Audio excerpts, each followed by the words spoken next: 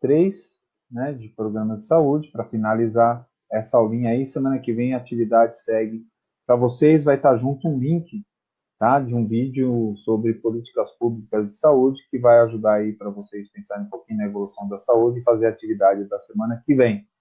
Então, se saúde é o bem-estar, o que seria a doença? É qualquer perturbação deste bem-estar, né? Então, perturbou o nosso bem-estar, afetou alguma área da nossa vida, a gente pode falar que está doente. Então, a gente pode ver que realmente estar saudável não é fácil, porque sempre alguma coisinha interfere na nossa vida, seja na família, seja no trabalho, seja na escola, uma discussão, brigou com a amiga, brigou com o marido, levou uma bronca do chefe, você está doente, de certa maneira, né? Bom, como é que então eu classifico as doenças? Se nós pensarmos em todas as doenças que existem no mundo, a classificação deve ser gigantesca, né? Porém, a classificação das doenças são apenas três classificações que envolvem todas as doenças que existem. E a primeira classificação vocês já conhecem, são as doenças hereditárias, ou seja, são aquelas doenças que nós recebemos de herança dos nossos ancestrais. Então, são as doenças transmitidas por genes ou desencadeadas por genes, que vão desde diabetes, hemofilia, que é a não produção de plaquetas, né, ou agentes coaguladores do sangue, hipertensão, obesidade, alergia, alguns tipos de câncer, problemas cardíacos, né? Então, as doenças hereditárias são aquelas que nós herdamos através dos genes e cromossomos que podem ser anômalos. Tudo bem? A gente já conheceu ali bastante quando nós falamos das síndromes, né? Falamos das doenças genéticas. A próxima são as doenças congênitas. Então, as doenças congênitas são aquelas que são transmitidas para o bebê em formação dentro do útero materno. Então, são doenças que a mãe pode transmitir ao bebê por via placentária, né, pela placenta, e pelo cordão umbilical. Então, a má formação dos órgãos, má formação congênita do bebê em formação, pode ser causado, né, por alguma doença que é transmitida através do cordão umbilical. Vai desde, por exemplo, doença de Chagas, toxoplasmose, a rubéola, e dependendo da gravidade, pode até causar o aborto ou a má formação da criança ali no útero materno. Tem que lembrar também, gente, que a má formação congênita pode ser desencadeada também pelo estilo de vida da mãe. Uma mãe que é drogada, uma mãe que toma muito medicamento, uma mãe que é viciada, fuma, bebe, pode causar uma má formação congênita, e prejudicar a criança em formação. Tá? Então, essa é a segunda classificação de 3. E a outra são as doenças chamadas doenças adquiridas. O próprio nome diz, né? Adquiridas. São doenças que nós desenvolvemos a partir do momento do nosso nascimento até o momento da nossa morte. Então, a partir do momento que você nasceu, você está suscetível a inúmeras doenças e só vai acabar quando você realmente, né, deixar essa vida, partir para uma outra, né, um outro plano aí, seja lá qual for, que a gente não sabe realmente qual vai ser. Tá? Então, as doenças adquiridas são a maior quantidade, digamos assim. E para poder entender essas doenças adquiridas, elas foram classificadas de acordo com os agentes causadores dessas doenças.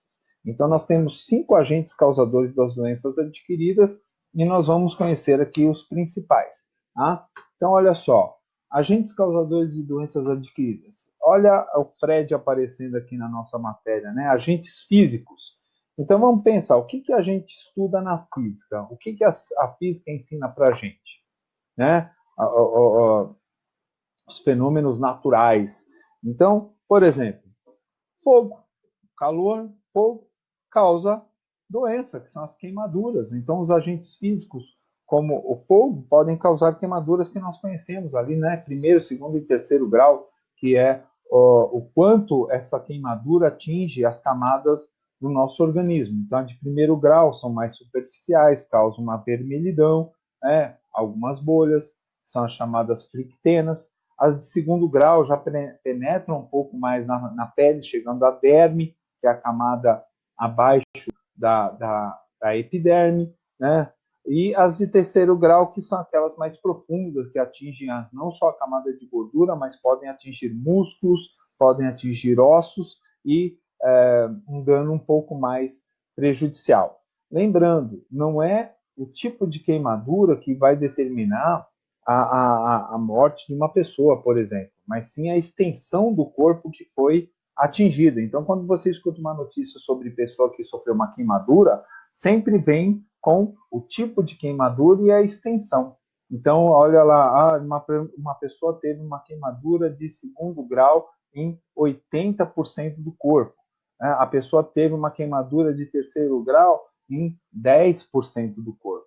Então, é óbvio que quanto maior a extensão do corpo atingida, pior, independente do tipo de grau de queimadura. Uma pessoa pode entrar em óbito com uma queimadura de segundo grau, né, e não entrar em óbito com uma queimadura de terceiro grau, se for numa parte pequena do corpo. Então, o que importa, né, não é só o tipo de queimadura, mas a extensão que ela atinge do nosso organismo. Então, a queimadura é um agente físico. A próxima é a radiação ultravioleta, radiação solar, né? Por isso a importância de você usar protetor solar todos os dias, porque a radiação ultravioleta, além de causar a queimadura que a gente conhece, quando ficamos expostos longo tempo, né, à radiação solar, também causa câncer de pele, né? Então a radiação ultravioleta é um agente físico causador de doença. Choques, eletricidade também causa danos muito graves e pode levar a óbito, também é um agente físico. Som, barulho, né? Ondas sonoras extremamente altas podem causar surdez, podem causar estresse, podem causar outros danos no nosso organismo, e o som a gente sabe que é um agente físico. E para finalizar, o frio. Essa foto não ficou muito boa, mas eu achei ela fantástica. O frio é um agente físico também, que pode causar desde necrose, como queimaduras, né, por causa do frio, e causar óbito também. Então, esses são os agentes físicos. Se a física do Fred está aqui na nossa aula, nós temos também a unha do capeta, os agentes químicos. Então, tudo que envolve a química. Então, está ali, ó, produtos químicos, tóxicos, né, agrotóxicos, produtos que são usados ali como defensivos agrícolas, são agentes químicos que podem causar doenças graves, desde intoxicação até tipos de câncer. Os medicamentos, álcool, droga, né, cigarro, são produtos químicos que também causam doenças no organismo. Veneno de inseto. Né? Insetos também causam problemas. Algumas pessoas desencadeiam uma reação alérgica, outros desencadeiam reações alérgicas muito graves, como um choque anafilático. Então, os insetos que produzem toxinas, que são venenos, são substâncias químicas, também entram como agentes químicos causadores de doenças. Tá? E a poluição, né? Queima de combustíveis, produção de gases tóxicos também fazem parte dos agentes químicos. O terceiro são os agentes mecânicos. Está dentro da física, mas agente mecânico é separado ali da física propriamente dita, né? Então, os agentes mecânicos envolvem tudo que tem movimento. Então, por exemplo, escoriações, né? Levou um tombo, bateu o braço, né? Ralou ali, né? Soltou um pouco de sangue. Os hematomas, as pancadas mais fortes, né? As torções, luxações, né? Caiu, bateu a perna, inchou, é um agente mecânico.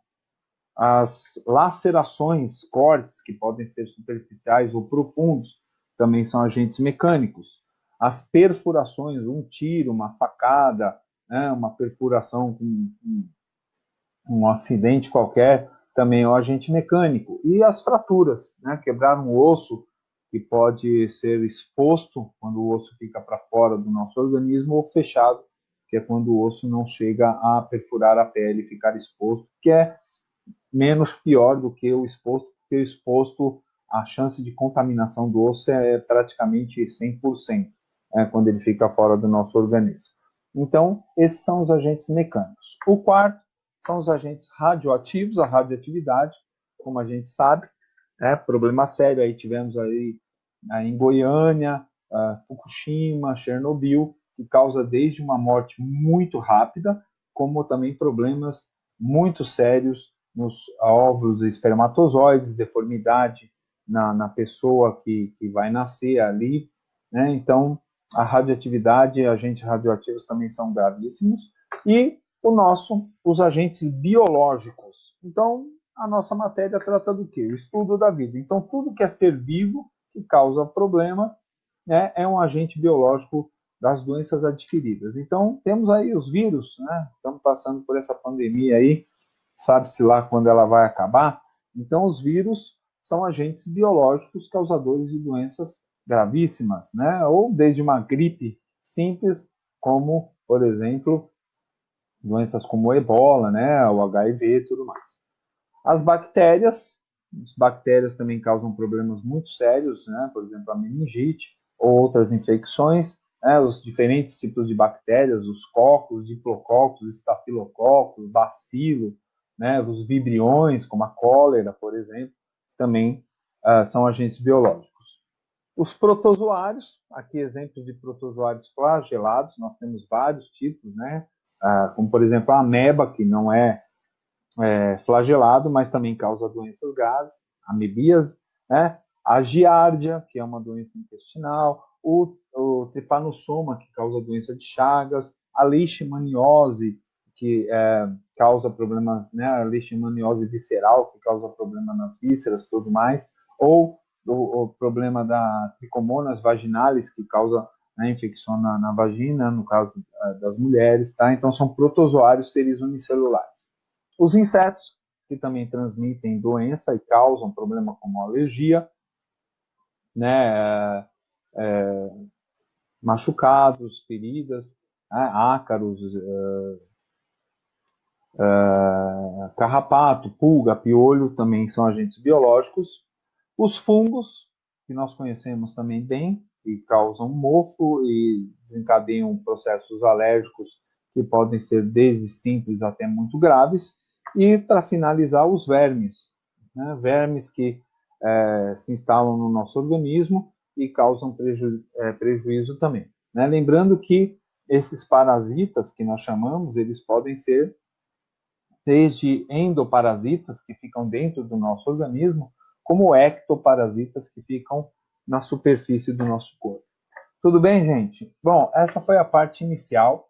Na próxima, né, na outra semana, nós vamos começar com a parte de epidemiologia, que já é uma sequência dessa nossa aula aí. Por hoje nós ficamos aqui. Semana que vem tem atividade. Espero que tenha sido bem explicativo. Qualquer dúvida, nós vamos estar ali online no período de atendimento das dúvidas. Tudo bem, gente? Um abraço, até a próxima.